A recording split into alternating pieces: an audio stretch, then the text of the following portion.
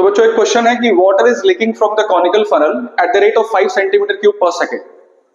ये एक conical funnel है जिसमें पानी भरा हुआ है पहले से, ठीक है, और ये जो वाटर है वो लीक कर रहा है 5 सेंटीमीटर क्यूब पर सेकंड से, मतलब इसका वॉल्यूम जो है पर सेकंड में 5 सेंटीमीटर क्यूब कम हो रहा है। इसका मतलब बच्चों दिया क्या है आपको, ये पहले लिखते चलो, तो सॉल्यूशन करते हैं, पढ़ते रहते हैं साथ में लिखते रहते हैं क्या दिया हुआ है। मतलब आपको दिया है dv by dt and that is 5 centimetre cube पर सेकंड। क्लियर है? Water is leaking from a conical funnel at the rate of 5 centimetre cube पर सेकंड। ये बच्चों डिक्रीज कर रहा है, दैट्स व्हाई यहाँ पे नेगेटिव साइन आपको लेना है, ठीक है। आगे देखो, if the radius of base of the funnel is 5 centimetre, ये फनल है, इसका बेस का रेडियस 5 सेंटीमीटर है एंड ऑल्टीट्यूड इसका 10 सेंटीमीटर है पहले जो था। Find the rate at which water level is dropping. किस रेट से वाटर लेवल ड्रॉप करेगा। मान लो इसका ये जो यहां से यहां तक की हाइट है वो h है, तो dh बाई dt वो पूछ रहा है, आपसे पूछ रहा है कि किस रेट से वाटर लेवल ड्रॉप करेगा, मतलब आपको dh बाई dt बताना है, ठीक है। Find the rate at which water level is dropping when it is 2.5 centimetre from the top. जब ये टॉप से 2.5 सेंटीमीटर नीचे आ गया, मतलब ये पूरा 10 है तो अब ये 7.5 हो गया, ठीक। ये 5 सेंटीमीटर है, इसको मैं r मान ले रहा हूं, और ये जो रिमेनिंग यहां से यहां तक का जो डिस्टेंस है इसको मैं h मान ले रहा हूं।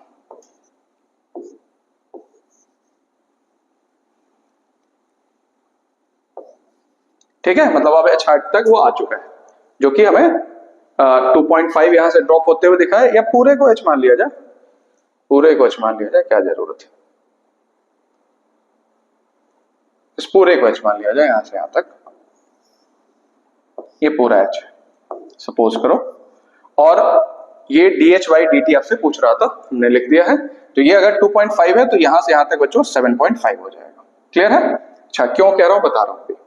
अब सुनो, अब वॉल्यूम तो दिया हुआ है, वो दिया है -5 सेंटीमीटर क्यूब पर सेकंड, तो वॉल्यूम कितना होता है, कोन का वॉल्यूम कितना होता है भाई, एक कॉनिकल फनल है तो कोन है, तो कोन का वॉल्यूम कितना होता है 1/3 पाई r स्क्वायर h।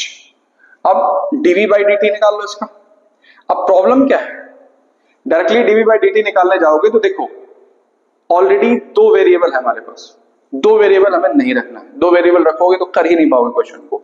तो कहीं ना कहीं इस डायग्राम को देखते हुए मैं r और h में एक रिलेशन निकाल लेना है। क्या करना है, r और h में एक रिलेशन निकालना है, ताकि हम r की जगह या h की जगह जिसकी भी जगह जरूरत हो हम उसे पुट कर सकें। चलो तो देखो, यहां पे 2 आपको ट्रायंगल दिखाई दे रहा होगा, अगर सिमिलैरिटी पे हो तो एक 90 डिग्री फॉर्म ये कर रहा है, एक ये कर रहा है, नाम दे देते हैं इसका A B C D E F, ठीक। अब आप 2 ट्रायंगल देखो, एक ट्रायंगल है DBC और एक ट्रायंगल है EFC। ये दोनों ट्रायंगल का ये एंगल और 90 डिग्री दोनों सेम है, तो ये सिमिलर ट्रायंगल हो गए डबल एंगल सिमिलैरिटी की वजह से। तो जब ये सिमिलर ट्रायंगल हो गए तो इनके करस्पॉन्डिंग साइड का जो रेशियो होगा वो सेम होगा। इसका मतलब बच्चों यहां से आप ध्यान से देखो, ये हो जाएगा DB या BD अपॉन EF,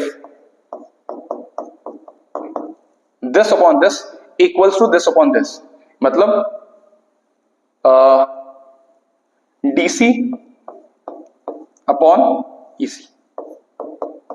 ठीक है, हमने क्या किया, BD या DB upon EF equals to DB upon EC, हमने क्या लगा दिया इसमें, हमने लगा दिया सिमिलैरिटी, ठीक।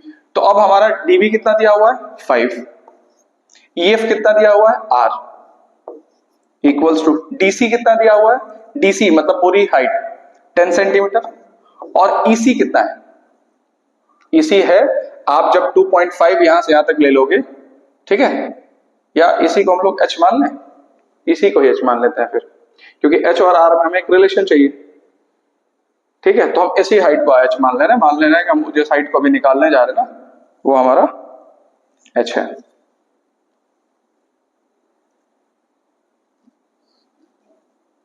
चलो हम इस हाइट को h मान ले रहे हैं बच्चों, ठीक है।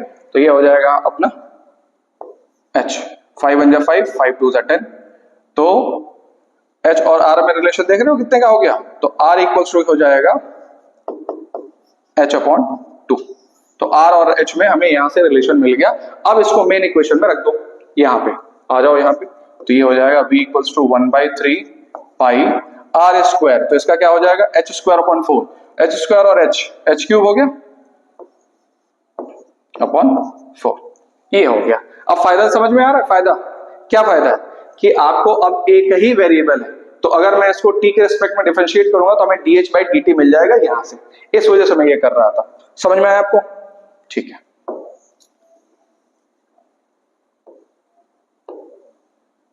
अब देखो बच्चों, तो आप इसको डिफरेंशिएट करो t के रिस्पेक्ट में, तो अपना हो जाएगा dv/dt इज इक्वल्स टू 1/3 पाई, तो हटा ही दो, कांस्टेंट है, 4 भी हटा दो, तो 1/4 भी हटा दो, इनटू h क्यूब का क्या हो जाएगा 3h स्क्वायर, और h का क्या हो जाएगा dh/dt। मिल गया ना?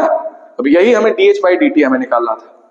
अब देखो 3 से 3 कैंसल आउट हो गया, ठीक।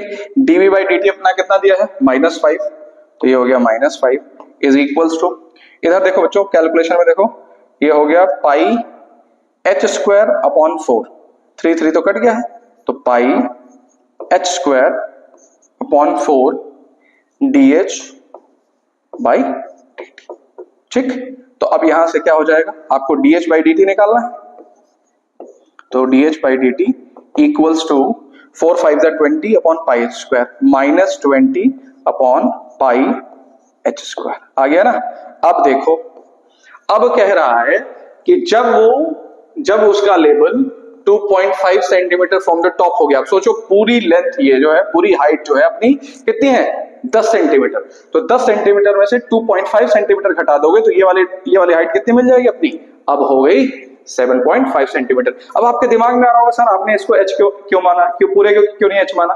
क्योंकि बच्चों ये वेरिएबल है ना, ये वेरी कर रहा है ना, इस वजह से हम पहले ही फिक्स नहीं कर सकते। अब फिक्स कर लो, जब आपने डिफरेंशिएट किया तो फिक्स कर लो, तो हमने dh/dt at h equals to 7.5 centimetre निकालना है, तो आप h की जगह 7.5 रख दो। अब देखो थोड़ा कैलकुलेशन से बचने के लिए 7.5 को मैं क्या लिख सकता हूं 15/2 लिख सकता हूं, ध्यान से देखो, लिख सकता हूं ना, तो मैं यहां रखूंगा वही, तो यहां पे देखो ये हटा दो, तो ये हो गया -20 अपॉन पाई इंटू 15/2, तो ऊपर चला जाएगा 15 का स्क्वायर हो जाएगा 225, और ऊपर चला जाएगा 2 2 4, ठीक।